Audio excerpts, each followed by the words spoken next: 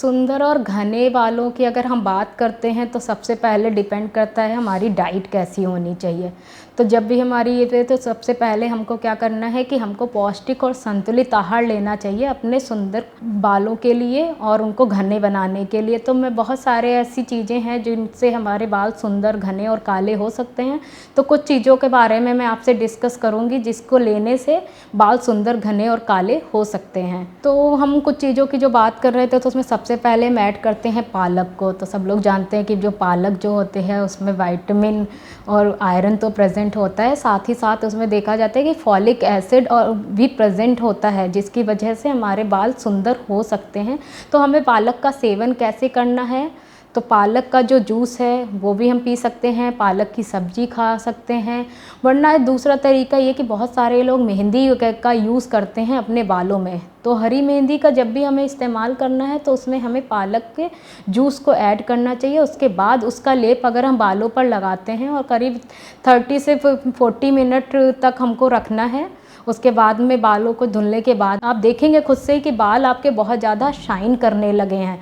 तो पालक का जो है एक इम्पॉर्टेंट रोल प्ले करता है जिसको हम डाइट के थ्रू भी यूज़ कर सकते हैं और उसका लेप भी लगा सकते हैं अपने बालों को घने और काले करने के लिए। और साथ ही साथ ये हमारे बालों को बहुत ज़्यादा शाइनिंग भी देता है। अब दूसरा सोर्स है आपका, सारे ही हर्ब यूज़ कर रहे हैं तो जिसमें शकरकंद। तो वैसे तो शकरकंद खाने में भी बड़ी स्वादिष्ट होती है, लेकिन अगर हम बालों की बात करते हैं तो ये एक तरीके से एंटीऑक्सीडेंट और बीटा कैरोटीन का अच्छा सोर्स है। तो शकरकंद का इस्तेमाल करने से भी बाल बहुत घने हो जाते हैं। नेक्स्ट है अखरोट। अखरोट का इस्तेमाल वैसे तो हम लोग खाने में करते ही हैं और इसका टेस्ट भी अच्छा लगता है और इसको कब बोला जाता है कि ब्रेन के डेवलपमेंट के लिए अखरोट का इस्तेमाल करना चाहिए। जो अखरोट है इसमें ओमेगा 3 फैटी एसिड प्रेजेंट होता है और साथ ही साथ बायोटिन नामक एक प्रोटीन होता है जो कि हमारे बालों को काला और घना करने में बहुत ज़्यादा मदद करता है। अब हम बात करते हैं अगर गाजर की, तो वैसे तो बोला जाता है कि गाजर जो है वो विटामिन ए का रिच सोर्स है और इसमें भी बीटा कैरोटीन वगैरह प्रेजेंट होता है। लेकिन अभी हम बात कर रहे हैं जो गाजर की, तो गाजर का इस्तेमाल करने से ये क्या करता है कि बिल्कुल स्कैल्प तक रक्त संचार का काम करता है, जिसकी वजह से बाल जो हैं वो बिल्कुल सफ़ेद भी नहीं होते हैं।